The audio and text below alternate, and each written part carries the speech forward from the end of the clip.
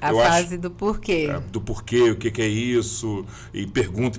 Eu acho muito legal. Eu acho muito legal. Isso a gente já vê por Piaget, né? Que ele fala que tem um período crítico do desenvolvimento da linguagem, que é quando a criança ela começa com 2 anos de idade. Então, é o boom.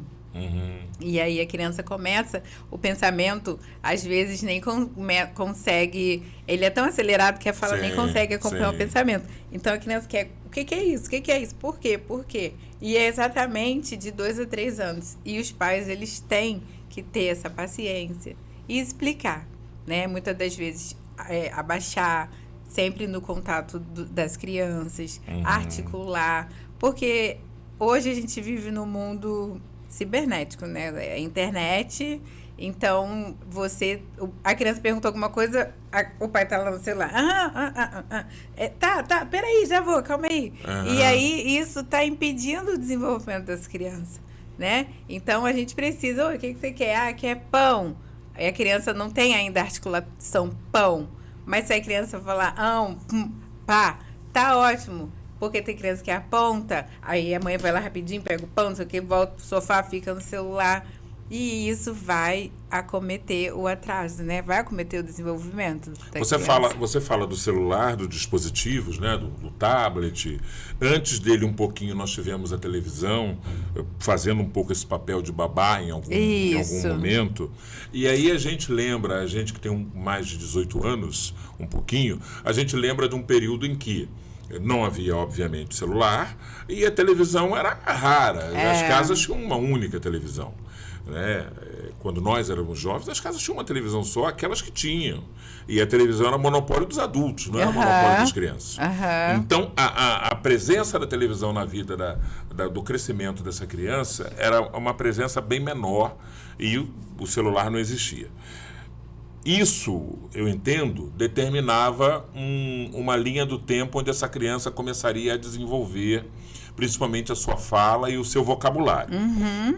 Hoje, a gente vê as crianças, é uma impressão que eu tenho, falando muito mais cedo, muito mais rápido e até com um estoque de palavras, um vocabulário razoavelmente maior do que as crianças de 40 anos atrás, na mesma idade.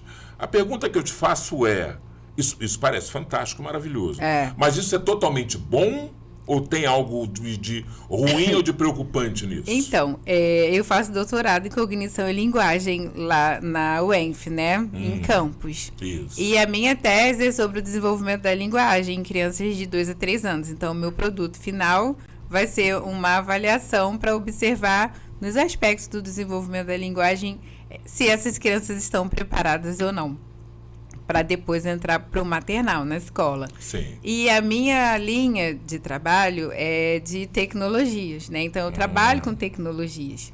Eu sou altamente tecnológica, eu gosto muito. E a gente sabe que a tecnologia, ela veio para ficar. Porém, a culpa do que está acontecendo hoje, da criança estar no restaurante com o celular, com o iPad, da criança estar em casa com o iPad, da criança, enfim, estar no supermercado. E o que é pior, às vezes, só parar de chorar se der o bendito do celular na mão dela, né? É a orientação parental. É a familiar, entende? E o equilíbrio. A gente tem aplicativos que eles traçam o tempo que a criança fica na internet. A mãe pode acionar do celular dela, se ela quer que a criança fique 1 hora, 2 horas, 3 horas, entendeu? Acabou aquele horário, corta e a criança desliga tudo. E a criança não tem como usar. Então, é o equilíbrio. É lógico que nesse iniciar do desenvolvimento da linguagem, até 3 anos, eu não indicaria você dar um celular para a criança. Por quê? Para você dar um celular, você precisa estar junto com a criança, né? Você precisa trabalhar com a criança, com aquele celular, em jogos educativos. Certo. Agora, você largar o celular na mão da criança e nada, isso não vai ser benéfico. E uma coisa também que a gente vê lá no doutorado é a questão da luz, da iluminação do celular. Antes, a gente tinha idosos com 90, 80 anos que não usavam óculos. Hoje, as crianças com 4, 5 anos, elas já têm alteração na retina. por conta da luz, né? Que o celular ele tem uma iluminação que você tende a forçar a sua visão. Isso. Então, é ainda mais sobre esse fator, entende? Então, tudo tem um tempo. E tem também uma questão do equilíbrio. É só os pais saberem dosar a utilização da tela. Hoje eu botei na minha rede, né, no Instagram, 4 sinais de crianças que tinham vício de telas. Crianças impulsivas, crianças irritadas, crianças que não dormiam bem, que tinham o sono alterado, e crianças que não tinham interesse por brincar com outras coisas, somente com telas. Então, esses são os sinais iniciais. A tela pode fazer com que a criança desenvolva um certo isolamento social. Exatamente. Ainda que em meio aos demais, exatamente, ele se auto-isola ali. E é muito triste porque a gente está falando de crianças, mas as pessoas, os adultos hoje, você vê a privação social, né?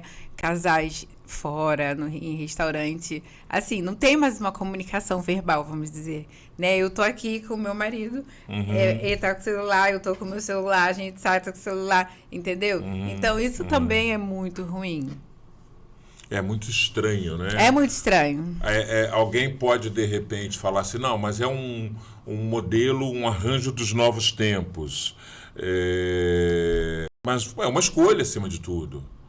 Não é? É uma escolha e até certo ponto também uma ausência de uma consciência. Exato. E assim, é bem ruim porque a gente conversa com os pais sobre essa situação, né? Das telas em casa.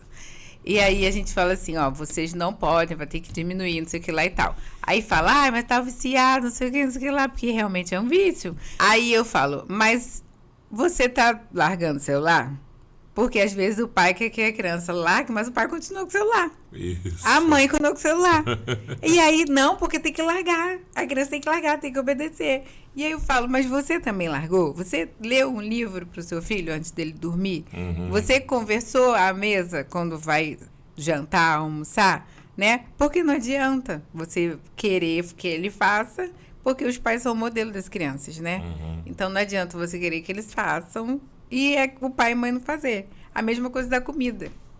Criança que tem dificuldade de se alimentar. E a alimentação é extremamente importante para a mastigação, para as proteínas que você está comendo, para o desenvolvimento dessa comunicação. Ah, não gosta do verdinho, não gosta da carne, não sei o quê. Mas a mãe também não gosta. O pai não come não sei o quê. Então, como é que você vai querer que o seu filho faça se você também não faz? Né? E aí a gente tem que orientar essa família sobre esse sentido também. Às vezes não é difícil você atender criança, não. Às vezes é difícil. Lidar com os pais. Deve ser muito complicado, realmente. Vamos falar um pouco das crianças que demandam uma atenção especial em função de algumas síndromes, como é o caso, por exemplo, do autismo. Né? Como é que é um trabalho de reabilitação com uma criança autista? Sempre a gente considerando o fato de que o autismo tem graus diferentes. Isso. Ele é uma escala bastante ele extensa, tem 3 níveis. E assim, o autismo nada mais é do que uma dificuldade na interação social. Né? Então a gente precisa quebrar esse paradigma de que é um bicho de 7 cabeças. É lógico que a gente gera 9 meses. Nenhuma mãe quer ter nenhuma criança com nenhum problema. Né? Então, você ter uma criança com alguma alteração na audição, na comunicação, no cognitivo, na relação social, física, é claro que isso é desgastante inicialmente.